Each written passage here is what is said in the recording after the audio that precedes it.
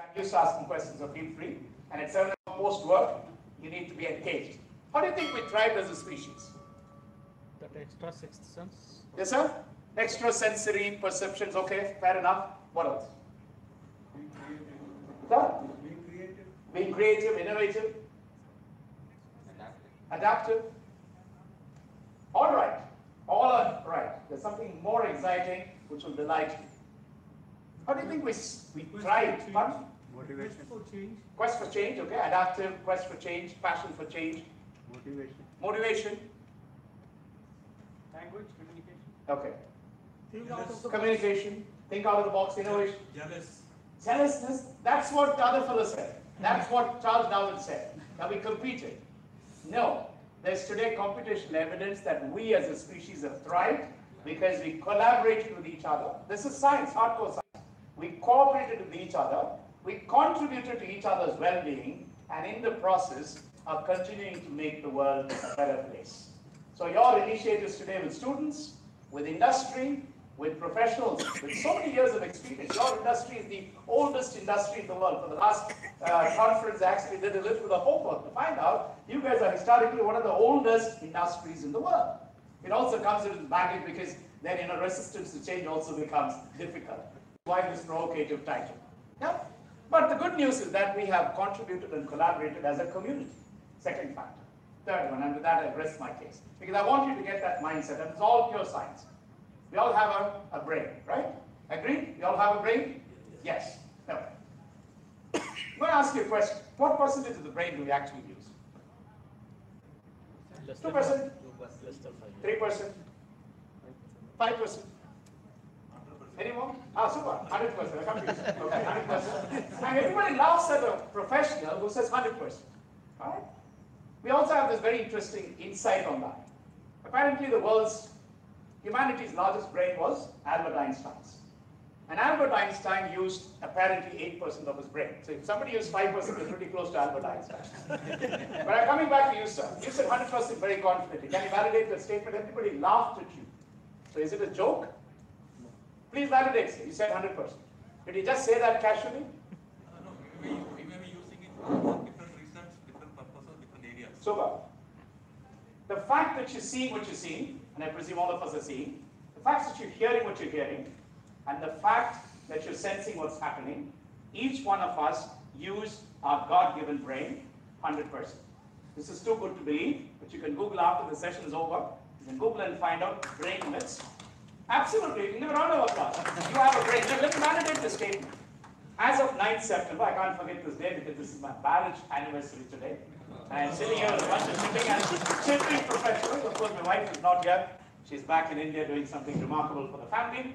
So, 9th September 2018, listen carefully. You and I have a brain, you can quote me on this, which is smarter and faster than the smartest, fastest supercomputer in the world. Are you with me? I'm dating it. How do I say that? The fastest, smartest supercomputer in the world has 600 billion networks. And that's the reason it's the fastest, smartest supercomputer. You and I possess a God-given brain that has 100 billion neurons, which on a second-to-second connect with each other called neural connections, creating 1.4 trillion neural connections every second. It's a mind-blowing figure. What is 1.4 trillion connections? Larger than the number of stars in the galaxies. So friends, let's not forget, we have an awesome brain, which is smarter than the smartest computer. I'm going to show you some intimidating technology. So don't get intimidated. You and I are smarter than that. And all this hype about AI, I also want to put that at rest when I continue my presentation. The second thing is that we as a species have collaborated and thrived. And the third thing is don't believe the media fully. Because there's lots of other parallel stuff happening, fantastic stuff happening around, and that's what we need to understand to set the context right. So let me move on to my presentation. It's both digital disruption and transformation. And let's hear from this amazing futurist called Gerd Leonard. What happened?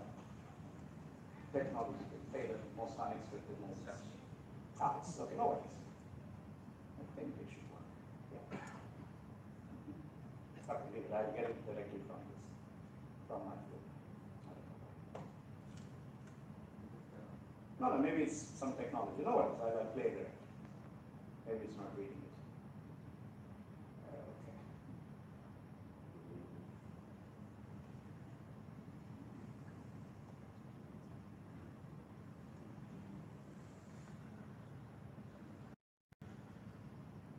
This is your computer? Or the hotels? Oh, it's fine. Okay. But audio?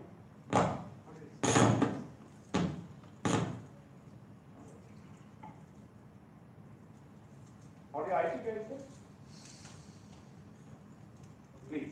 Just bear with me, folks, for just audio is good. Sound bad.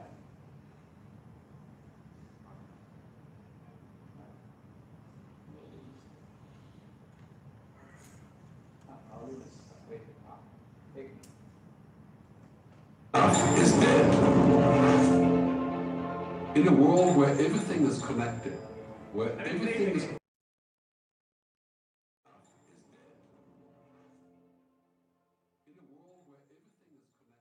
equally excellent, where performance is reaching perfection, there's only one space.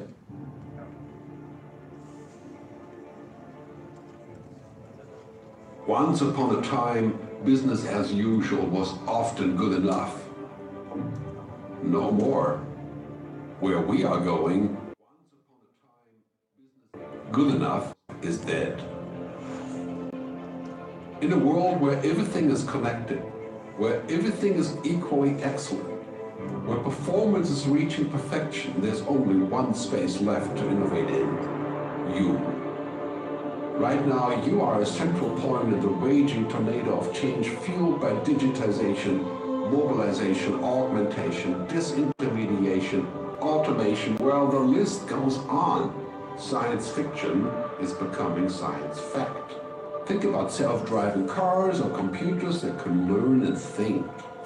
The way we work will never be the same. The skills we need will be dramatically different. Winning or losing are now happening faster than ever before.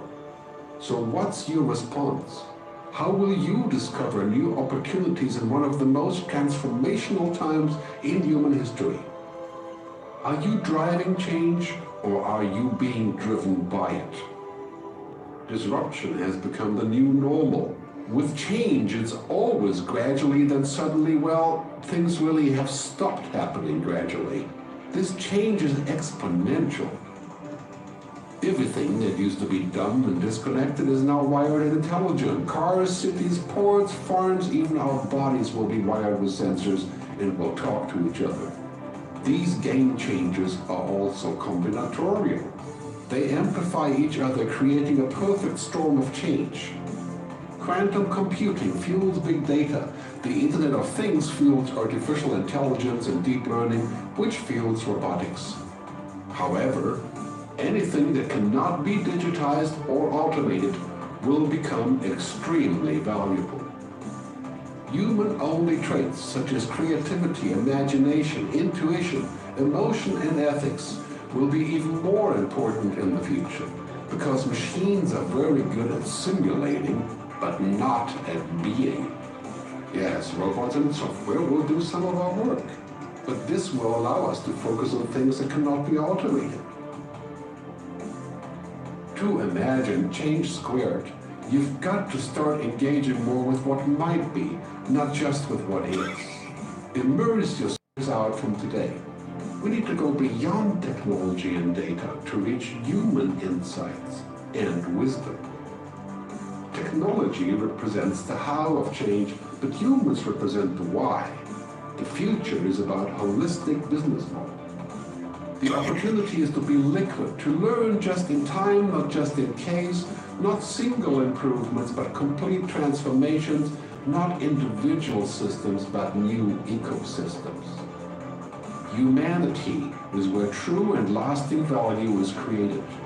We will engage, relate, and buy things because of the experiences they provide, because of their transformative power.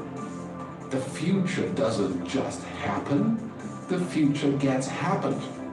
The new way to work is to embrace technology, but not to become it. The future is in technology, yet the bigger future lies in transcending it. Let's live and lead from here.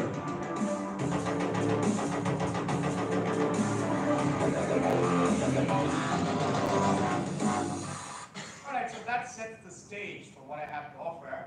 We don't need to be intimidated by technology. Technology will always be there, but there are certain uniquely human things which will help us not only survive but also thrive. So that's the key. Okay, so we will change. There's been a rapid change, exponential, that's happening, and it will continue to happen. So in every dimension, we are seeing this happen, whether it's cars, ships, networks, planes, pets, everything, even pets, digital pets, for example, is the new mantra. In Japan, they're slowly losing the human touch. So there are hotels in Japan that are run by robots. I can't even stand Eva from Emirates NBD for 2 minutes. You know what I mean? She talks to you in a digital language and you get annoyed. I know how to bypass it, that's a different issue. And then the next day she sends the sweet SMS saying, I'm sorry I couldn't help you last evening. It's still fine. So digital pets, digital claims, so on and so forth. And this is happening. In artificial intelligence, this is one of those most abused, misunderstood terminologies in the current parlance. A lot of us talk about it, most of us are very unclear. I want to put that at rest. Okay? So artificial intelligence, in a very, very simple narrative, is at the kindergarten stage. So if you're talking about progression, education, the current artificial intelligence we have is pre-KG or kindergarten. Okay? So there's a lot of food to think about and heave a sigh of relief. The next level is what is called artificial general intelligence. And artificial general intelligence is singularity when computers start thinking like us, which will take a lot of time. I don't want to get into details, but I already gave you the facts. It will take a lot of time, at least 5, 10, 15 years. So for the next 15 years, we still say intelligent, smart human beings. Then there's something called artificial superintelligence, and that's when computers surpass us.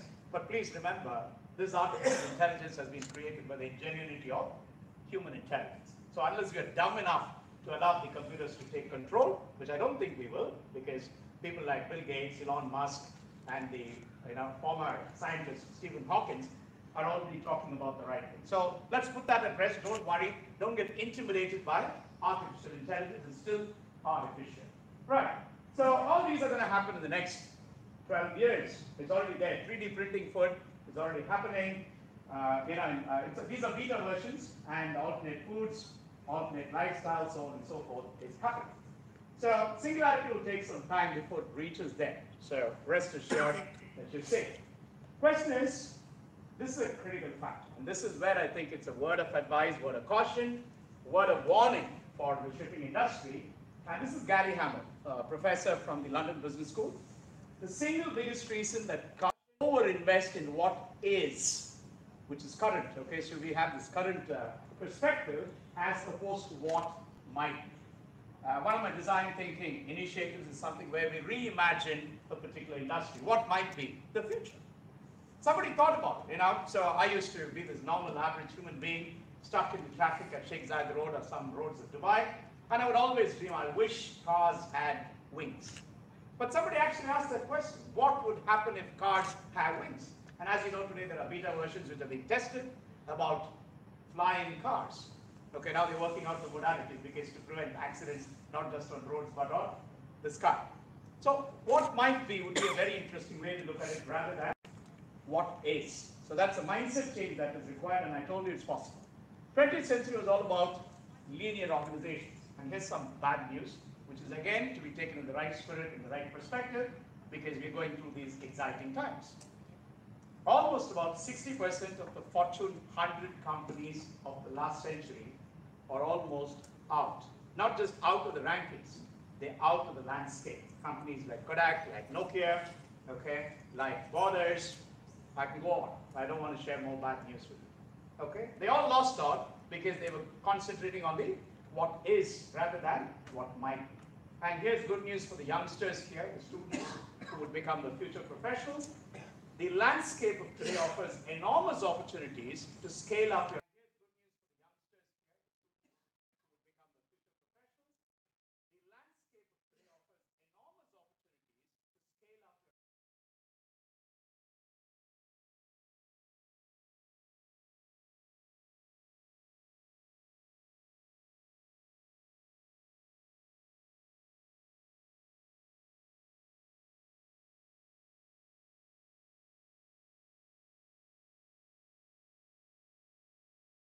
years. Okay?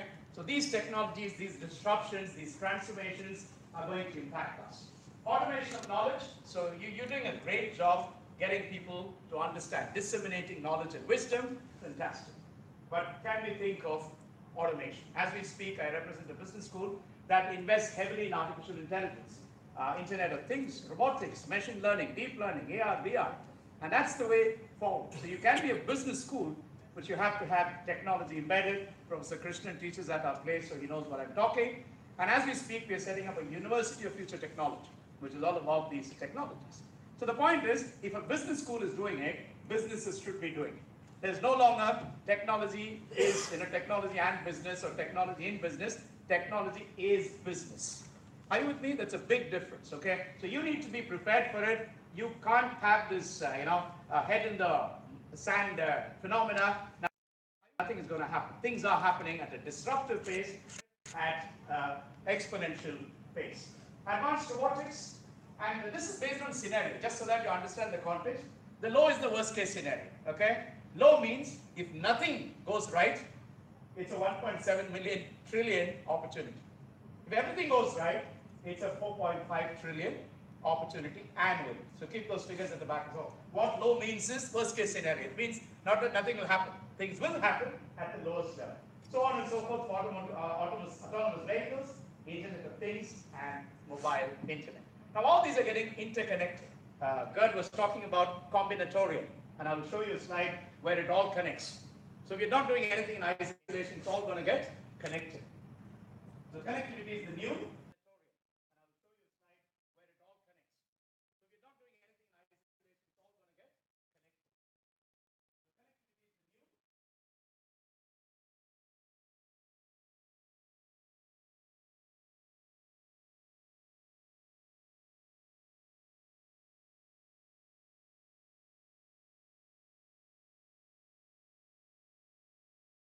$8.9 trillion market with 227 billion devices connected, talking to each other. And you have a great opportunity there because you have your shift to shore and all these satellite technologies connecting. Everything will radically change, from warehousing to logistics to distribution to the last mile, as we call it. Next week I'm speaking in a retail channel conference, which is about the last minute satisfaction. Customers today, it's sad, it's real, but the digital natives, as we call them, we're all digital aliens. But the digital natives, people who are born 2001 and later, they're always on. We had same-day delivery. Now they want it in 2 hours. Now they want it before they think. That's going to be crazy, and we have to be prepared for it because we're in an industry, and I don't think it's impossible. Okay, it's based the way we reimagine the things. So pretty much everything that can be digitized or automated is already done, including our industry where it is getting slower, but it's happening.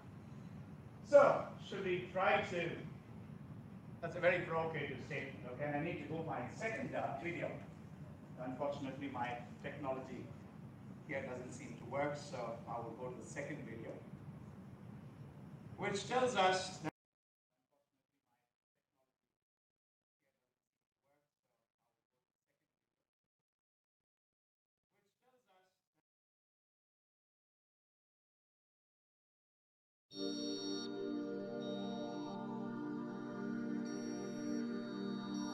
than in the 300 years before. Technology is now the defining factor of our society. We will be able to travel virtually to the most amazing places directly from our living room or using our mobile devices. Billions of devices and objects will be connected in the Internet of Things. Soon, technology is moving inside of us, becoming a part of us. Our contact lenses will be connected to the Internet, and nanobots will be in our bloodstreams, fixing our cholesterol. Life will be magical, abundant, full of possibilities. What could be better? Because we know, don't we, that what makes us human will never change. I know what you're thinking. Connectivity is like oxygen. We need it to live. More technical, so I'll skip that bit. But you got the message. So what is human will continue to remain human. So that's the good news, and we'll live with that hope that we can continue to not just survive, but thrive. So everything is going to become e-everything. Okay, so you add an electronic to it, so including shipping or whatever it is, it's going to be electronic. Okay, so everything is going to be in the cloud. How many of you are familiar with cloud computing? Cloud computing, show of hands, some of you. You need to get into it because the world is moving towards cloud. You know, a few years back when we ran a workshop on cloud, we hardly had anybody because people didn't believe it, people are worried, anxious about it, but today cloud is the new norm. Amazing, one of the biggest players in cloud. Google is one of the biggest players in cloud. Cloud is going to be where all the data gets connected, where the data makes it available to us. Business intelligence, strategy, everything is going to be on the cloud. So worries about security will continue to be there, but notwithstanding, would still go on to a deeply connected world. This is another interesting thing. This is part of the ecosystem of the Internet of Things, and where we're looking at sensors, which will, so if you're familiar with the technology behind driver actuators, and you can create enhanced experiences for your customers, for your stakeholders, based on using sensor technologies. So this is what I said, combinatorial, exponential, and interdeterminate. And here you have all these technologies which have grown exponentially over time. So the new economic paradigm is right here in the middle. Technological progression, which has grown. So if you see on the side how it has grown fast, and then the disruptive scenario right here. So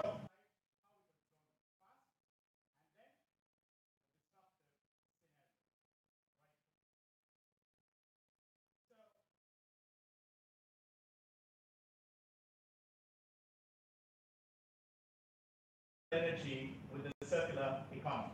You can see the connection that I'll also share. And the shipping and the logistics industry play a very important role in each of these things. In fact, we'll spend one slide on the circular, the sharing, and the other economies. Now, this is important, okay? So you must have heard of US Postal Service, one of the largest logistics providers in the world. And they would be teeth and nails with UPS. They would fight themselves, with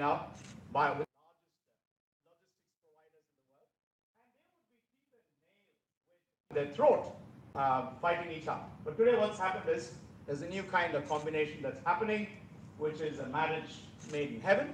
And you have UPS, and so blue is United. There's a new kind of combination that's happening, which is a marriage made in heaven. And you have UPS, and so blue is United. These are their investments, and together we make things better. And I told you the social dynamics case for collaborating together.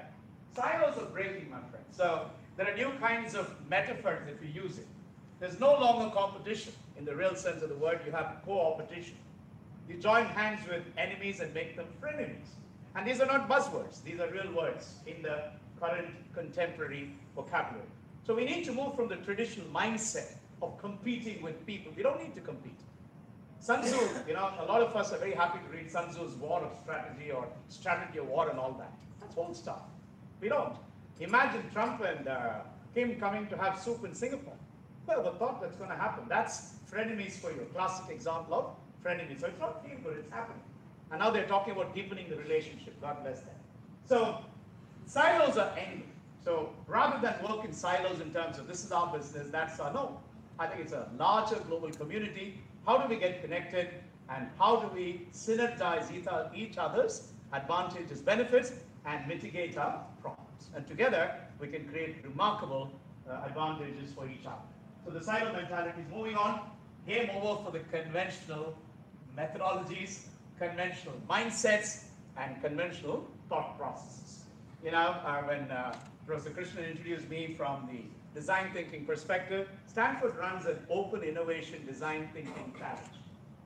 All of us, thousands of us in different parts of the world, address a common problem on which there's no monetary benefit for any of us. But each of us are glad to share a little iota of our wisdom towards that common cause. And the cause for celebration becomes meaningful when we finally find a solution. Maybe it's healthcare, maybe it's poverty alleviation, maybe it's drinking water. Water is going to be the next goal, next oil, as you know. Okay, so if we can put our brains in, it's called the collective wisdom of crowds, you have some remarkable output, remarkable kinds of economies that have evolved based on this disruptive technologies and digital transformation. Number one is the maker economy. So 3D printing, when it was launched, it's a 20-year-old technology, by the way, but never really found the traction because people didn't know how to use it. Today, apart from foods, they are now 3D printing houses. They are 3D printing designer furniture. Sky is the limit once we scale this up. Today, the cost of doing 3D printing is phenomenal, so we've created these 3D printing hubs where, again, collective resources put together are creating remarkable stuff. The future is in distributed manufacturing, which means you will have, your industry is going to have some very interesting opportunities. The on-demand sharing economy, little and little. This is a huge challenge for the car manufacturers and the goods manufacturers. We are moving from a commoditized, we are moving from a goods-specific economy to a sharing economy. Uber, Airbnb, these are examples, and it's becoming a multi-billion-dollar opportunity where we share our resources, except for our probably very close relatives, we probably can share anything else. You know what I mean? Okay, circular economy. This is a very, very interesting, very powerful thing. So today we are very careful of the way we use certain materials, including plastic. In many parts of India, in many parts of the world, we say no to plastic. Now, is there a mechanism where we can bring back this plastic, recycle it back to the system? So there's manufacturing, there's raw materials, manufacturing, end product, then it goes out, again it goes through the system and comes back as a circular economy. It's a billion-dollar space that's waiting to be tapped. And the fourth one is the experience economy. It's all about immersive experiences. So let's say you have a proposition, a value proposition to your customers. One thing would be to probably physically show them brochures, show them some television pictures. Today you've gone beyond VR. I don't know how many of you know this. VR gives a lot of headache. So if you're wearing those goggles for long, it's going to irritate your nervous system. Today we have a concept called the cave. So you have a small portion of your, of your office which has what's called the cave, which is a technology. Primarily, cave is a very interesting term because cave goes back to the tribal groups. But this is an immersive experience where you're sitting inside and they're actually showing how the goods are going to be transferred. Your stakeholders' goods are going to be shipped and transferred in the safest, most appropriate manner and in the most efficient, cost-effective manner. So this is where the future is moving towards. It's already there. All these things are already there. So experience economy, maker, on-demand, and seller. So from products and ownership of services, we are moving towards experiences. And the next 2 to 3 years, between now and 2023, we'll have 5 billion people in the global middle class economy. That's a large consuming class. So that's the good news. These are the bright things that don't come out. So when you're watching Indian news channel, 80 rupees per liter, you say, oh my God, what's happening? Terrible. No, the world has phenomenal opportunities waiting to be tapped. Sentient ports, I don't know how many of you are familiar. Sentient is also an experience, okay? When we say sentient, it's an experience. Uses, and IBM has technologies available for it. So using cognitive systems, cognitive environment, and a technology called neurosynaptic chips, which means it uses the human brain and what we call the BCI, brain-computer interface. Okay? So technology is already available. As I said, IBM does this. And cognitive computing. Cognitive computing is how computers start thinking like us. They're doing that in many phases. So cognitive is another fancy term that psychologists have this interesting habit of complicating simple things. Cognitive is thinking. So it's basically computers that can think. And computers are trying to think based on big data, based on artificial intelligence, machine learning, so on and so forth. So cognitive computing, which is very useful for us because there's a lot of data stored in satellites, in connections, and easy to work with. So this is interesting. Predictive analytics and anticipatory services. Because of data analytic tools available to us, we can predict how, when, and what's going to happen even before the actual thing happens. Now, Vicarious is software that does this, or building software that thinks and learns like a human. That's kind of scary, but it is also very, very beneficial. Ambient computing. Ambience is the environment. So we're also getting into creating environments that can energize, that can. So, we have a challenge that in universities, what we call redesigning learning spaces. We cater to a millennial generation which is always hooked. So how do we get them on? We partially cracked the solution by putting electronic devices that appeal to them. So very soon you will see flow. So that's happening and already happening in Singapore campus. That's one. The second thing we're trying is mood lighting. So let's say, for example, a bunch of students are very weary and tired and moody and dull. You change the lighting has an impact on the brain, and you're getting much better, you're becoming more receptive. Philips has invested millions of dollars in the technology, and it's changing. So what, again, a very important thing which we need to understand, and shipping is no exception to it, there's a new revolution happening in the innovation space called cross-industry innovation. A lot of solutions to our problems are already solved by somebody else in some other industry in some other context. It's unfortunate that many industry professionals are very myopic about this. I have the shipping guy of 50 years experience, God bless you for that. It's really remarkable. You represent one of the oldest professions, in the world. But let's be open to ideas coming outside. There are a whole lot of frameworks available as to how we can do it. I'll give you one example to prove this. A Japanese restaurateur were waiting on the carousel, baggage carousel in an airport, and as usual, it's one of the most painful, irritating experiences. You zip through immigration, smart technologies, you zip through, your security check, and then you're waiting, and you're waiting, and you're waiting, right? It's an irritating phenomenon. While the guy is waiting, he puts two and two together. Long story short, in many Japanese restaurants across the world, you would have seen the food, the sushi items coming across on a carousel. That's based on connecting what happens in the carousel, the baggage carousel, bringing it into a restaurant. Infinite, endless opportunities. If you've seen a BMW with the joystick, it's based on a gaming console. So what you see there is based on the gaming console. There are hundreds of such examples. The second one, and this is very, very interesting, we normally miss this out, Mother Nature. It's called biomimicry, and there are sites and innovation frameworks available. Nature provides a lot of interesting solutions. And we're very close to nature, the shipping industry. We're working with the tides, the seas, the storms, the winds, right? And so it might be another interesting. So the point I'm trying to provoke here is for us to open our minds to these possibilities, right? So abundant opportunities and possibilities. Energy, this is the good news. So whoever thought, it was, by the way, sorry to use this statement, it was a century-old racket run by 7 oil companies. Okay, so some of you are smiling, so you know what I'm talking. This was there when Tesla invented the current that he had, the current system that he had. We killed him, physically and metaphorically. Now we're coming back. So this is solar. Now there's batteries, electric-powered cars. That's going to be the future. So we will find ways. Again, this is a reminder for us. 10 years back, they scared the living daylights out of us, saying that we're going to run out of oil. We will run out of oil, but we'll not run out of ideas. Somebody said if oil is not in the sand, let's drill the rocks. Now it's become oversupply, so the prices are crashing.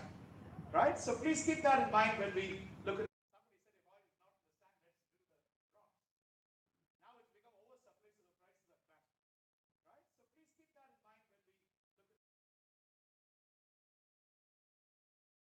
we look at. You need to keep this in mind. The planet, profit, of course, because for long we've been obsessed with only one P. Now we've slowly started getting into the second P. But I think equally important is the planet. How do we sustain? And it's good PR, it's good branding, but beyond all that, it's good for our planet. It's good for our future generations, our children, your children. Right. So, the global logistics sooner or later be run largely by robots. And if you carefully watch the two videos, it's all about remaining human. Robots can't steal your imagination as of today. Robots can't steal the power to dream. Robots can't steal the power to be creative. Robots can't steal the power to be ethical. Robots can't run value-based decisions. So there are a number of things which are uniquely human, and we will continue to transcend technology, not get overwhelmed by it. I'm so glad with this crowd because almost all of you, at least 90% of you, did not get hooked onto this evil contraption called the mobile phone, right? So that's good news. Some of you, of course, are still succumbing to the temptation. That's fine. But by and large, you're sitting. That shows you're still very much human, and you can transcend technology. So once we reach peak efficiency, human-only qualities and human intelligence will be the key differentiators. So we will still continue to transcend. We'll still continue to rule over the technology. There may be smart technologies, smart intelligence, but nothing to compare human intelligence. Machines are only for answers. Keep that in mind. Humans are for questions. Let me give a context to it. It's rather disturbing. Children, when they are born, right from the time they start walking and talking, they ask questions, hundreds of questions. Many of you may be parents here. Why is the sky blue, Papa? Papa tries to give some answer. Why is that, Papa? After a few minutes or a few more questions, Papa says, shut up. So that's the narrative. Then the kid goes to school with a big bag load of books which are not necessary at all. In a digital era, everything is right here. You put that big, one-ton baggage on his back and put him like this to go on a backpack hitchhiking expedition every day to class. Kid goes there and the teacher tells you, we will ask all the questions, you bloody shut up and write all the answers. So what has happened is that there is a narrative that is put in the mind of the child, I should shut up. And we have dumbed down our education system by creating a bunch of robots who listen to our instructions. It's time to recapture human intelligence, the power to be curious, the power to imagine, and most importantly, the power to ask questions. Why? Why not? Somebody says, can we fit? So, this is such a provocative title. I'm going back to it. That shipping industry is not ready to embrace smart shipping. Why not? What if we can? And then you get those beautiful narratives running out from those brilliant questions. So again, machines are for answers, humans are for questions. Again, Gary Hamel, the single biggest reason companies fail is they overinvest in what is as opposed to what might be. So possibility thinking as we call this. So change is increasingly gradual then sudden. Expect exponential, combinatorial, interdependent technologies. Interdependence, think hyper collaboration, infinite possibilities. Some of these you're already doing with institutions, with corporate technologies, so on and so forth. Machines are for answers, humans are for questions. And examine the areas where you're digitally intelligent. So the best way to predict the future is to create it, and I'll leave you with one last video, which tells us the way forward. It's a 1-minute video, but very, very inspiring one. I'll leave you with that last thought.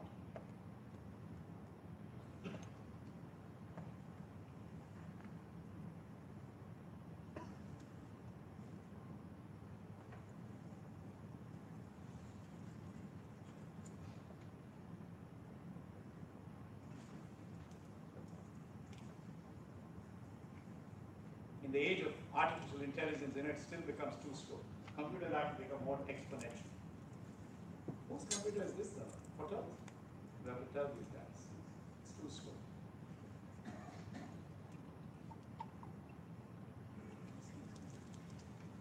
Just hang on. It's coming. Climate change, Deadly earthquake, a suicide bomber, terrorism. Nuclear device in the heart of the nation's capital. It's no wonder that we're pessimistic. It's no wonder that people think that the world is getting worse. But perhaps that's not the case. Perhaps we forget that we've only just begun. Doing what's never been done before is intellectually seductive, whether or not we deem it practical. What we're seeing is unfathomably new possibilities all of a sudden becoming available to us. The future doesn't belong to the faint-hearted. It belongs to the brave. You have to trust in something. Your gut, destiny, life, karma, whatever. We truly are living in an extraordinary time, and many people forget this. So now technically your device is on. Yeah. Can you hear me? The yearning to do what we do in the service of something larger than ourselves. Where did we come from? Are we alone in the universe? What is the future of the human race? When you conduct those exercises, innovation follows just as day follows night. We can do this. I know we can because we've done it before. Stay hungry, stay foolish.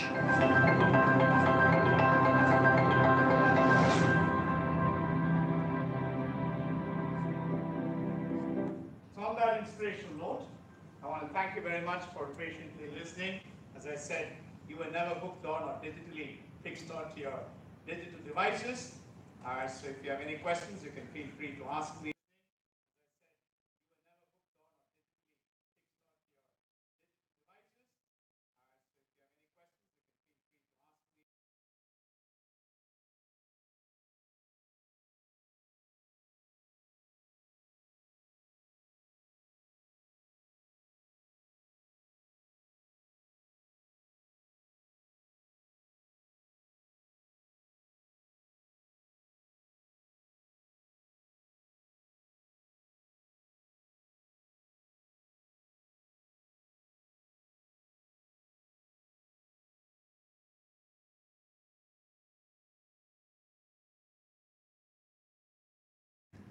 She has two kinds of categories of entire humanity.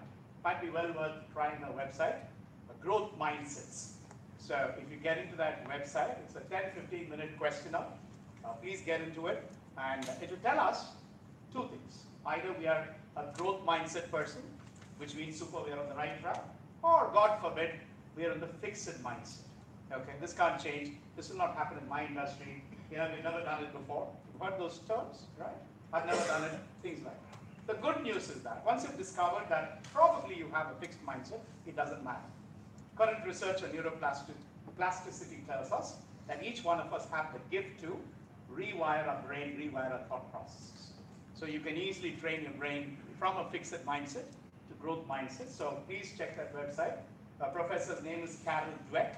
But even if you Google growth mindsets, you'll find Carol, Stanford, you come to the website, and it's a free resource. Please try that. And now she's written the latest one, which not only talks about growth mindsets of individuals, she talks about growth mindsets of industries and corporations. So maybe well worth reading that.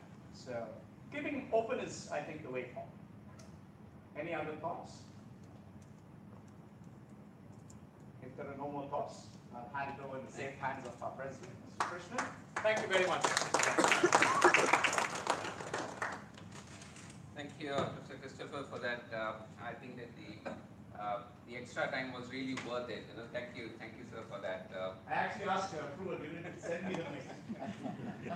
I sent you a mail in the afternoon. I said it might go about 10 minutes more, but what we had planned actually is that we have Captain Mishra. He needs no introduction to it. He's the chairman of the Middle East branch here, and been in the industry instrumental for setting up our branch 23 years back, and leading the maritime as an organization and well known here. So what we envisaged is that not a presentation, but we thought that we have this combination of highly experienced, and of course you've got others, Captain Sun, many of us here in the room. So just open it up in terms of looking at what is and what could be. We have Professor Christopher given us a glimpse into that. So if there are any thoughts or questions, I invite Captain Mishra also to be here to probably take questions, because I'm sure that there could be questions based on what is. There are burning questions here about the industry, about what is, long-term planning has come down from 1 year to 6 months to 3 months to 1 month now. So the floor is open. Any questions based on current state of industry, concerns, challenges, ground realities? Yeah? Yes, sir. Yes, please. We thought that this is Mr. Christopher mentioned that the fortune companies have been wiped out because they have not thought to the future, rather than they've been into what is, that what is going to be. How much shipping and what is going to be. It's going to be the same or should be. Industry after industry is being disrupted by this technology. So rather than wait for it to happen, I think we make change happen. That's the first point that I'd like to share. Second thing is, because of the technologies available,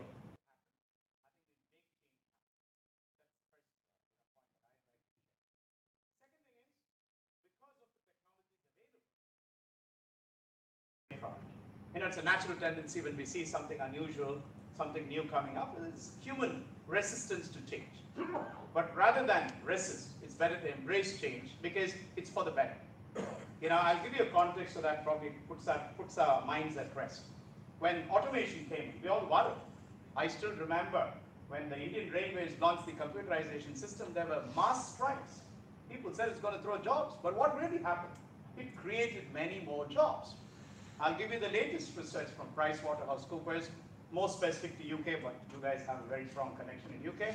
So 2 months back, PricewaterhouseCoopers released the future of AI and jobs in the United Kingdom market.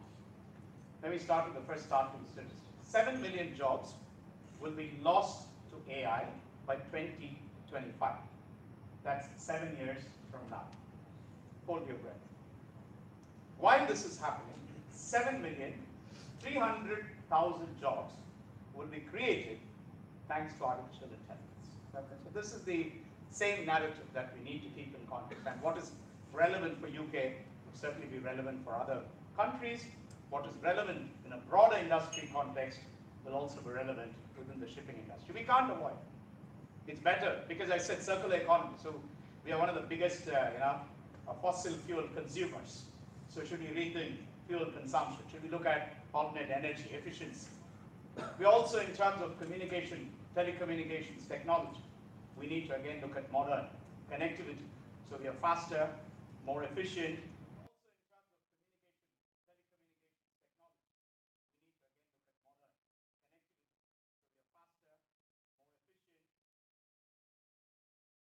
Just an observation, please, on this one, that we talk about technology kind of changing the game. Yeah. It is. So the observation that I have is that, for example, if I embrace technology A,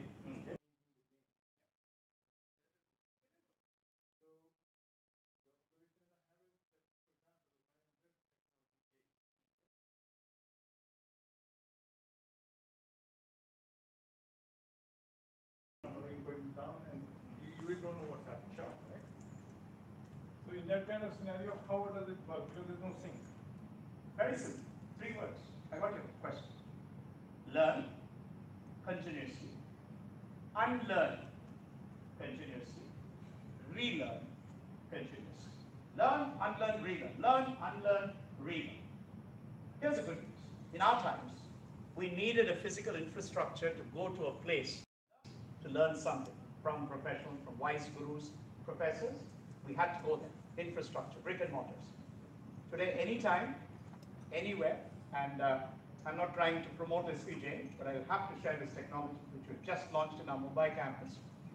Today, if I need to reach out to my executive MBA class, which professor teaches regularly, they may be in any part of the world, anywhere. So as far as Brazil, so we're talking about Mumbai, connecting Brazil, and this is the answer to your question, sir. And it can be Sydney on the other side. I'm using both in context because these are 2 opposite time zones. Okay, so what is morning in Sydney is late night in Brazil. But all the students are connected. So visualize this screen as 25 large screen televisions. It's already there. And in each screen, I can see 2 to 3 to 6 people as much as I want. I would prefer 3 because it's large enough. Each of these students can see me, and in this new modern classroom, there are no backbenchers. Everybody's on the front row. You're getting the picture, right? And I can interact with everybody as a teacher. They can interact with me. They can interact with each other, which means you can be wherever you are. And there's a mobile app that's coming, so you can sit at your home and do it. As you're driving your car, you can learn. Anytime, any place, anything. And just to give a context, forget about SP Jain for the moment. MOOCs, if you've heard about them. You have Coursera, you have edX, EDX, and you have Udacity. These are the 3 major.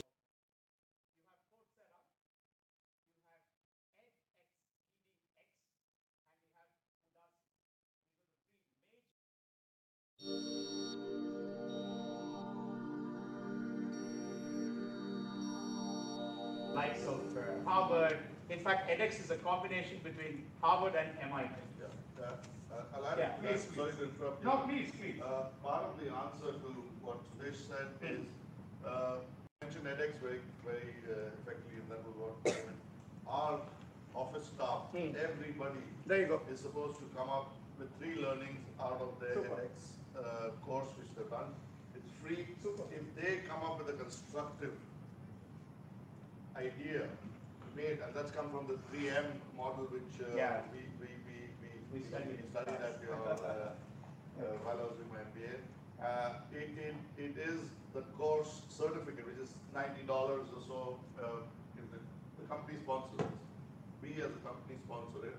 So they get a certificate, and if they fast forward 2 years, they will probably collect 10, 15 certificates from the biggest names which they can use in their CV, and that's invaluable. And that's on the job. We get value for it.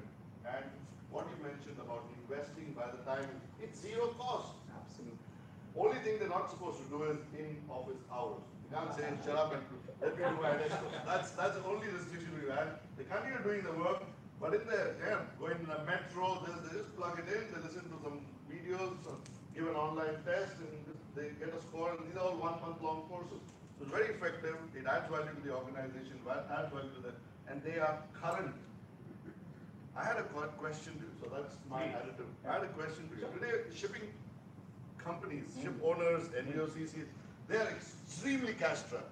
When you mention this, that invest in the future, they are struggling to meet the OPEX. OPEX, forget investing anywhere, just meet OPEX. In my view, to put something aside as a monetary input would be a tall ask. But if we talk in a context where we ask them to invest time, invest ideas, train the mindset of the existing decision makers in thinking forward or thinking new, itself is an investment. This is my view, but what is your take on it? Because cash is hard to come from the shipping industry these days. So we have to have a cashless idea. Sure. I like that. Everybody wants a cashless idea. Ideas are cashless, by the way. Right? So let's put our design thinking caps on. How do we tap into this enormous resource called human intelligence? Here are a couple of thoughts. You already have a tie-up with IMT, our neighbors in Academic City. You're talking to American Industry Sharjah. We are more than welcome to partner. We have a very interesting logistics and supply chain course which Professor teaches. We can look at our undergrad students coming from 30 different countries.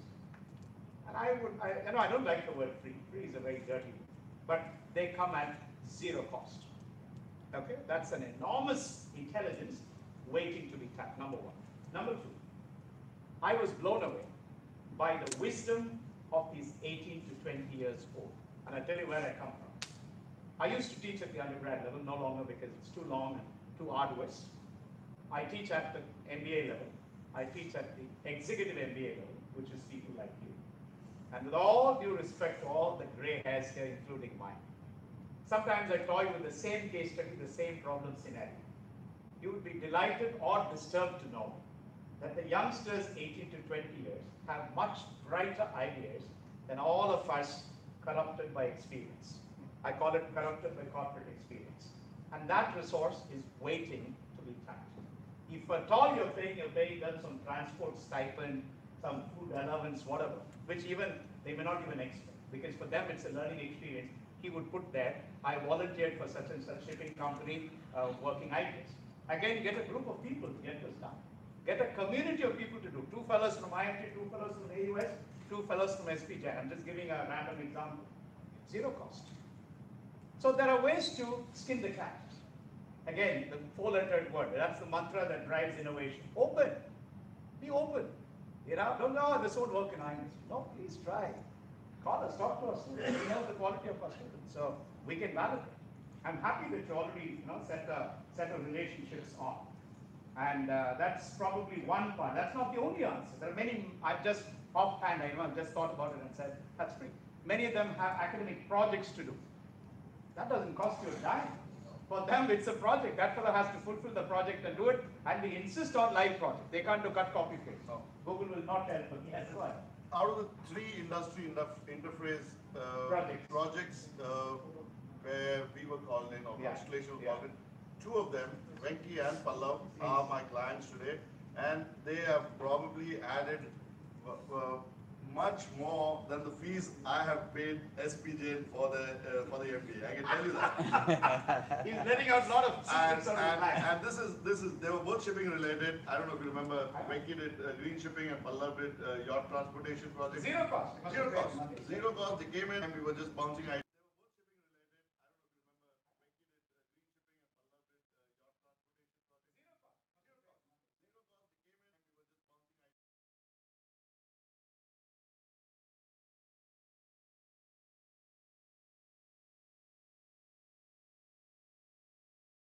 That's up.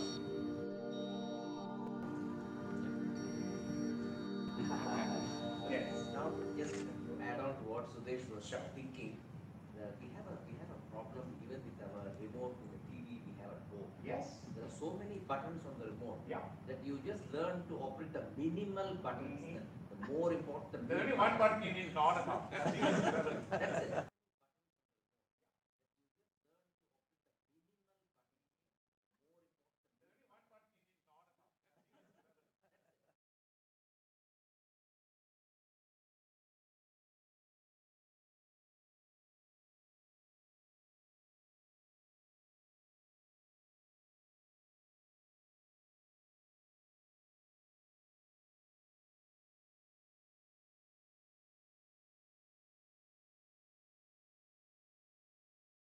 A very sophisticated iPhone. Like you, I hardly know how to operate it. I talk to my 14-year-old daughter, she'll come something, and it works. Don't ask me how they do. That's their digital, intelligence. Yeah, they're all digital aliens. So tapping into them. Now there's an industry standard. It's called reverse mentoring. We are all used to mentoring as our own experience, our own wisdom, years, where we mentor youngsters. The reverse is equally true in the digital world. So we are creating, in fact, in some of our clients we're working with, we are creating an ecosystem where we learn from the latest entrant. And let's remember, this is another very important thing, good that you reminded. This is 2018, which means 18-year-olds who were born in 2000 and 2001 are waiting to tap into our industries, into our organizations. They are not like you and me. They come from a different era, different perspectives. We may not accept them as right, that's because of our gray hairs, but that's their perspective, you can't change it. I don't know how many of you know this, it's called the gig economy. If you ask my son, who is 24 years old, who is at the cusp of the last century, he says, I don't need to go to work. What do you mean? I don't need money from you. Okay, there's real conversations. Okay, he's in Canada, in Vancouver, BC, so my wife is very worried. He's just done his degree. He says, I don't need, even the degree is wasteful. Okay, he makes more money than probably some of us sitting here doing digital gigs. He's a sound engineer, and he plays on audio, advertising jingles, creates short music on digital platforms. He plays, of course, a couple of instruments. He doesn't work for anybody, and he says pretty soon I might be doing one for this guy, I might be doing another. The gig economy is about one individual working for 4 to 5 jobs, not in a lifetime, in a day. It's called the gig economy, G-I-G, gig economy. When I quit my first job 30 years back, my father had a very serious look on his face and said, is there something wrong with your job? He really meant it, he was very concerned. Well, he left the job in 3 years because he only worked for one company throughout his lifetime.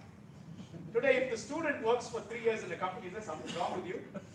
Why are you working for one company for 3 years? Now we've gone one step further, the gig. So why I'm trying to say all this, we need to embrace these new changes. Tap into them. The kids are sitting at home, waiting to teach us. But we have a big ego problem. The dirty 3-letter, how can I learn from him? No. Throw that out and tell him, hey, come on, tell me, man. And the guy will be happy to help us. So I think that, again, it's a mindset. Yeah. Partially probably answers your question. Anybody else? Captain Mishra, you've been patiently listening. We want to He's the mentor. He's the good one. So obviously he's absorbing it. Yes, sir. Sorry to drag you into this. What are you looking at? Your mustache to start with. The markets wouldn't go up, so I made sure that my I like that. See, that's the attitude. If one doesn't go up, let the other go up. Super. So, Professor, thank you very much for that wonderful presentation. Thank you very much. Honor and honor. Seriously, I've got a question for you. Please. Is it possible, and if possible, by when, can we replace politicians, bureaucrats, and the maritime regulator with artificial intelligence? First of all, I think the question needs a thunderous applause. Because this is a dream that I've been dreaming a lot, especially politicians in our country. Okay, so with due respect to anybody else. There are some interesting things happening. Okay, so in the economic space, we are rethinking GDPs. So I don't know.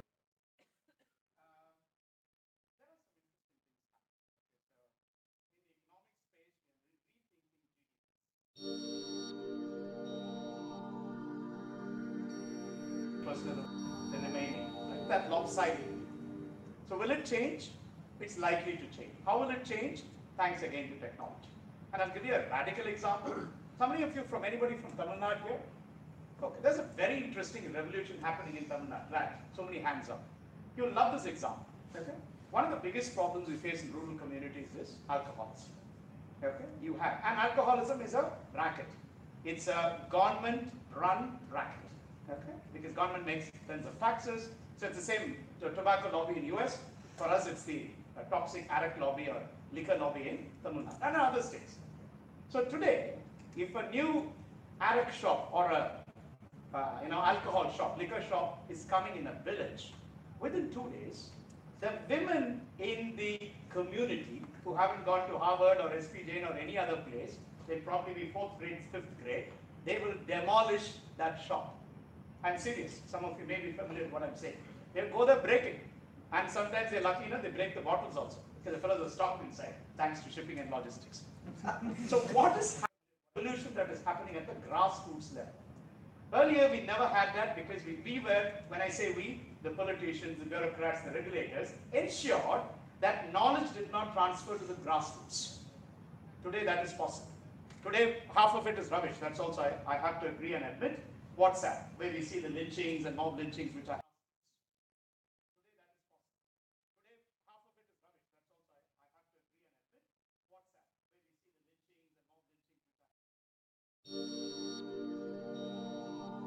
community action will transform societies. That's the future. It's called new power, if you want a term for it. So there is a huge power shift that is happening, which is why when you see in elections, if you follow elections across the world, you see sudden disruptions.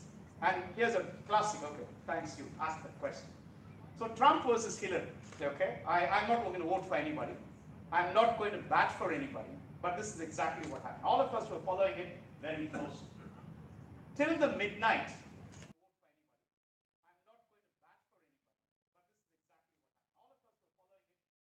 before the results were out.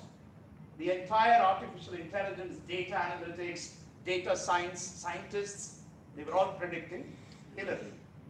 There was an undergrad, this is real, there was an undergrad girl in University of Texas, Austin, second year undergrad girl, who used a very simple human intelligence called mechanical Turk. It's an interesting term.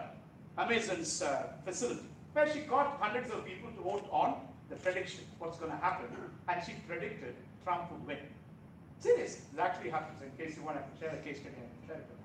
So what is again happening is that community is smarter than the intelligence. So community power will come across. We are getting much more emancipated, much more enlightened, and the future will be politicians have to fear that literal man on the street.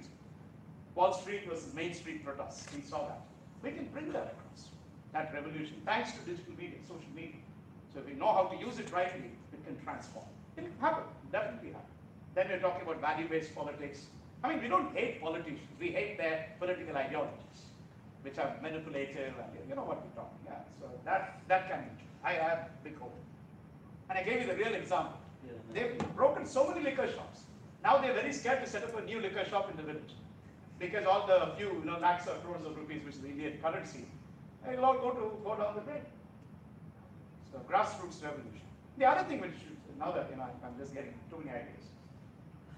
Bangladesh, one of the most poorest of the poorest countries in the world. At least that's what it was perceived. Then this professor of economics, who later went on to win a Nobel laureate, I'm talking about Dr. Muhammad Yunus, banker to the poor, took it as his life mission to come to the grassroots. So what did he do? He created the microfinance revolution. People who would normally not. So we will be giving it to the Choksis, the Mehul Choksis and the Nirav Modis and all the big crooks and criminals of the world, giving them multi-million loans and allowing them to run. We'll facilitate running away also. That's one part of the story. This guy goes to the grassroots. The model is very simple. He catches people on the street, destitute women, completely forgotten women, okay? People who are widowed, people who are being neglected by. These are virtually people, women on the street. He wouldn't give it to a single woman. He would give it to collective. He calls it a cooperative, 4 to 5 members in a cooperative. He would give them money not to buy food, not to buy sustenance, but to buy something that can help them to create food, generate food. Today it's a revolution. 17 million families, because when you emancipate one woman, you're emancipating families. 17 million families have so far been emancipated from abject poverty to self-sustenance. Today he has a vision. I would encourage you to read that book. It's called The World of 3 Zeros. A world of 3 zeros. 0 poverty, 0 unemployment, and 0 carbon emissions. Sounds like a pipe dream? He's already laid the roadmap. He says, if I can do it, if I can lift 17 million people, 17 million families, sorry, from abject poverty to sustenance and growth, he says, I can do it. Give me a chance. And he's got the roadmap ready. Okay, Dr. Muhammad Yunus. Here's the other big thing linked to banking. Okay, this is a bank that there's no collateral security for any of the money that they give their people. Today, they have the largest and the most successful loan recovery rate in the entire banking system. Hold your breath. 99+% recovery rate. When we are crooning and swooning over millions of dollars running away, thanks to the bureaucracy and the unholy nexus between politics, banking, and business, no. These are grassroots level people who are, and it's a multi-billion business, by the way. It's not a Mickey Mouse business.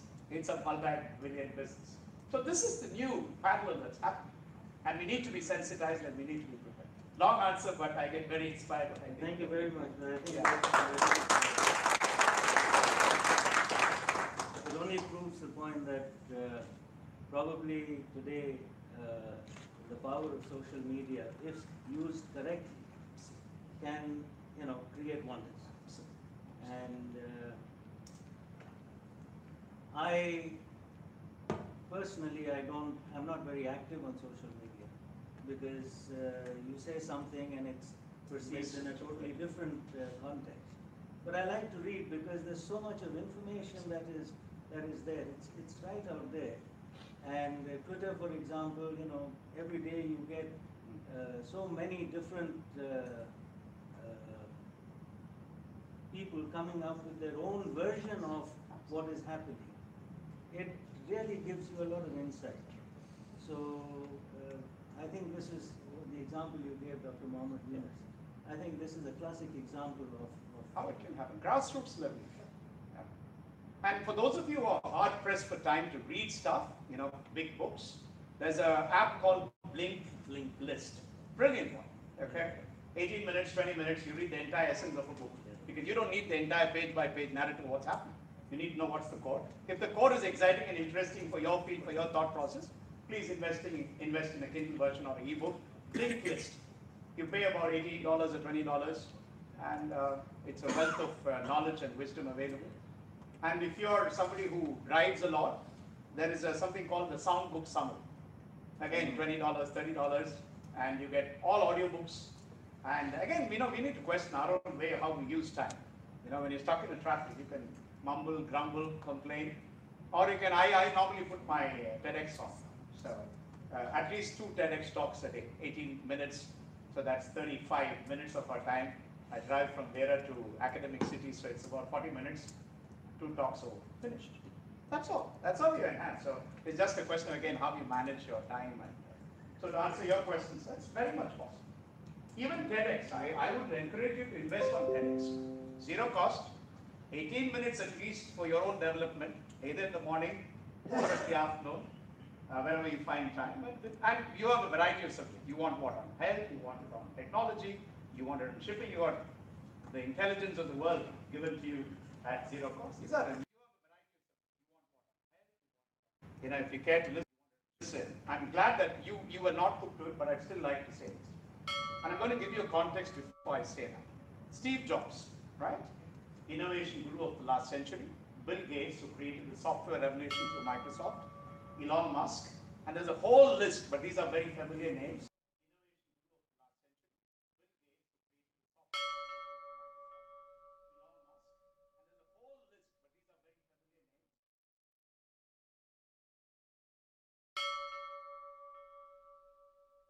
Details, but I think if we know how to discipline, the easiest way to discipline this is first of all not getting obsessed with it, which I'm glad many of you did.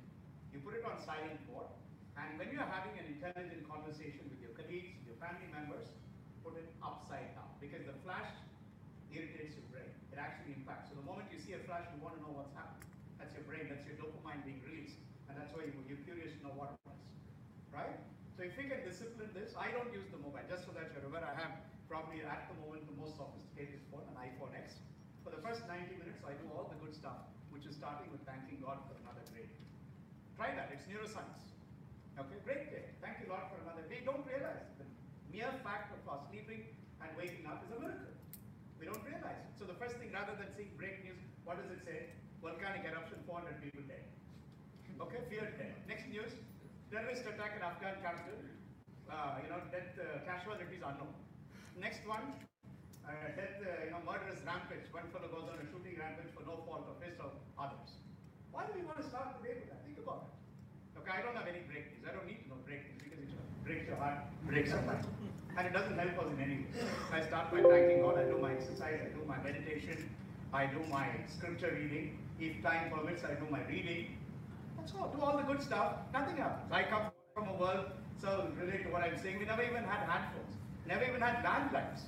I used to work in a company where we had this dot matrix printer sending us reports. You remember? Tut, tut, tut, tut. That's where we come from. So we are blessed to have this. We need now to discipline and use it. And that's my advice to all of us. Because it is hacked. This technology has hacked our habits. It's hacked our peace. It's hacked it. Again, an example. Thursday, very familiar.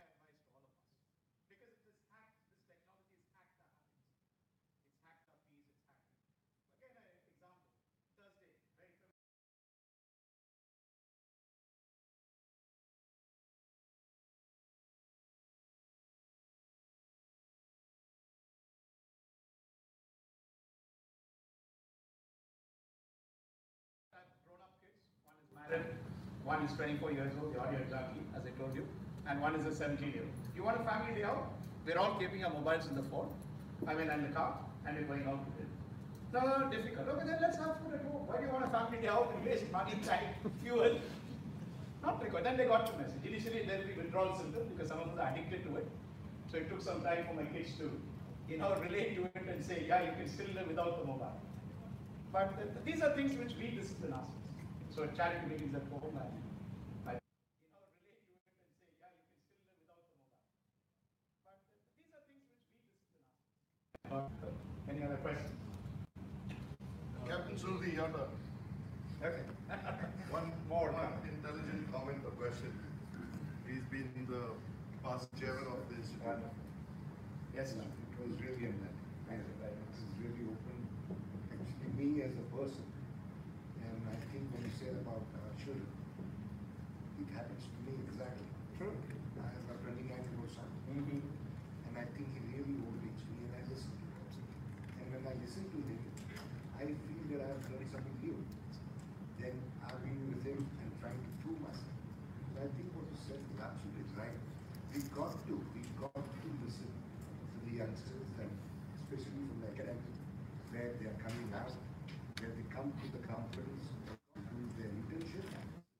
And I feel that is, I think it's important that we encourage them and get something out from them to increase our business, to what we call a cash flow. Yes, so uncorrupted intelligence. Absolutely. That's the word I think you use. It has been a very enlightening. Thank you very much. Thank you very much. Thank you very much. My pleasure. It is really enlightening in terms of going from future of shipping, logistics, into much more established matters today. I'm really glad, Professor, that you mentioned about the potential. We always, KP, always have been debating how better can we engage with SPJ as an institution. So thanks for that offer. But something else which crossed my mind is that can we do a kind of a design thinking, a seminar for members and students of the institute, bring them across to the campus, where you can facilitate to think about current issues and potential solutions. So we can discuss the details, and so it will really help in terms of giving that perspective to all of us here. We can do it on the campus as well. So thank you very much. May I request Captain Mr. please to give a small memento to Christopher.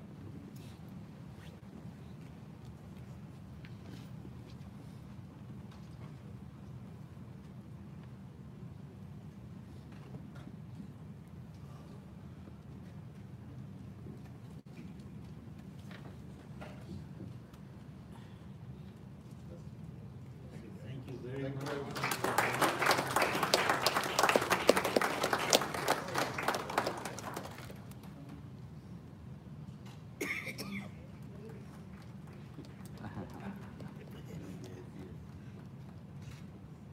We fail to recognize the millennium generation. Yes. Only start getting into the form. Well done. Yes. So, thank you very much. God bless. So that's the face of the new generation. Thank you very much. Captain Surtik, can I request you to a small memento to Captain Mishra for all the continued support and blessings. Thank you so much. Thank you. No. No.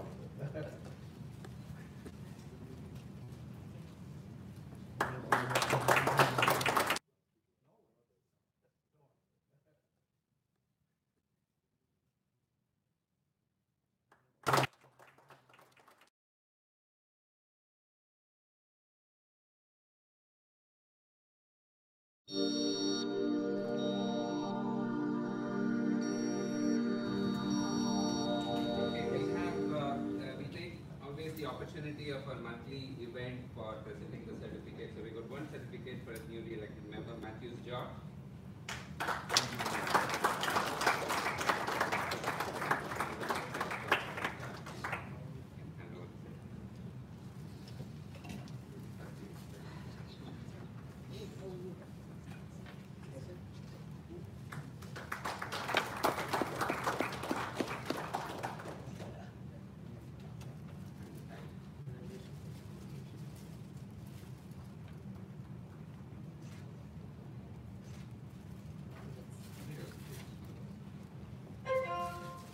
Right, so with that note, so we'll have some more time if there is any questions. So dinner is served. Thank you very much for being here once again. Thank you very much. Have a great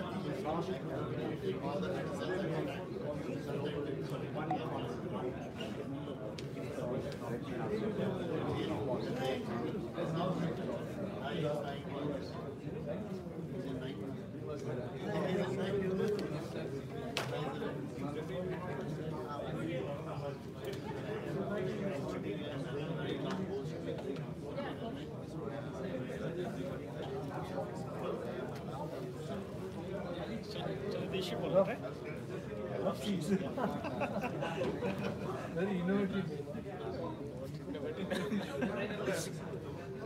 So you're sitting here and there, right?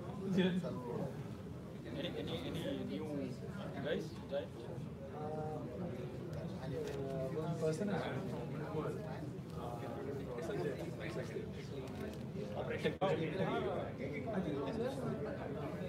I just left April on. Head office. That is for the 4 or 5 people.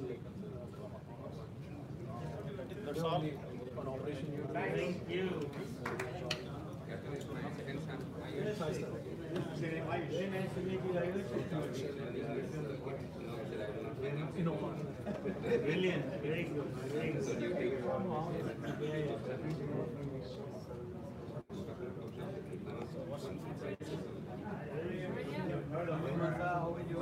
Long time. I heard that you 2-3 episodes. Long time.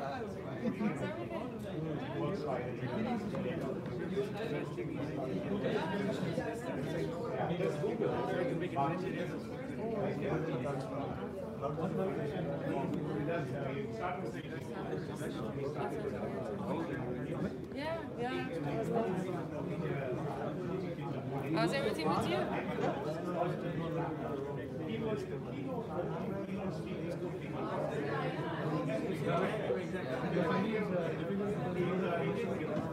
In-house, I'm now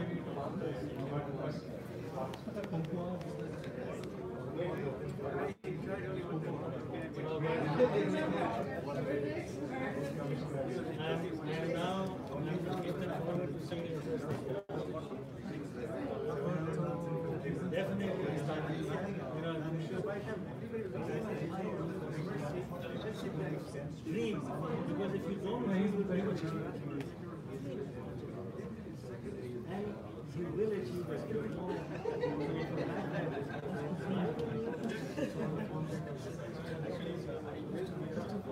All the best. Lovely to see you. They have